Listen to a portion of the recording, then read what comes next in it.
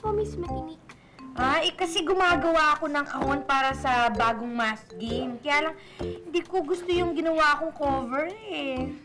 Bago pong math game? Oo. Paano niyo po nilalaro? Gusto mo malaman? Opo. Eto. Yan. Ito ang tinatawag na magic square. Mahulaan niyo ba kung bakit? Tingnan niyo yung mga numbers. 4, 9, 2, 3, 5, 7, 8, 1, 6. Mga number from 1 to 9 po yan. Pero ba't hindi po sila magkakasunod? Isipin niyo. Baka naman may pattern yung mga number. Tingnan natin. Para makuha yung 9, 5 plus 4. Tapos, para makuha yung 2, 9 minus 7. Sa susunod na linya, 3 plus 2 equals 5. Tapos, 2 plus 5 equals 7. Diyan naman, 8 minus 7 equals 1.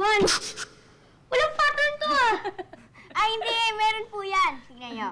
4 plus 9 equals 13. Plus 2 equals 15. Sa susunod na honey naman, 3 plus 5 equals 8. Plus 7 equals 15 din. Alam ko naman. 8 plus 1 equals 9. Plus 6, 15 din. Ito kaya, 15 din kaya to? 4 plus 3 equals 7. Plus 8 equals 15. Yan din yung mga numbers na yan. 15 din ang sum. Hindi lang yan. Nasubukan niyo na ba yung padiagonal?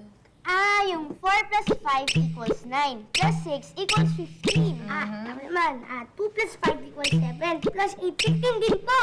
Kaya po pala magic square ang tawag dito. Kasi laging 15 ang sum ng mga numbers na pa-diagonal, horizontal, at pa-vertical na hanay. Puro ganito po ba laman ng math game nyo? Oo, pero sandali lang. Yan. Kasi dito sa math game na to, pinaglalaroan natin yung mga numbers. Pasubok naman po. Ay, sandali lang. Ito yung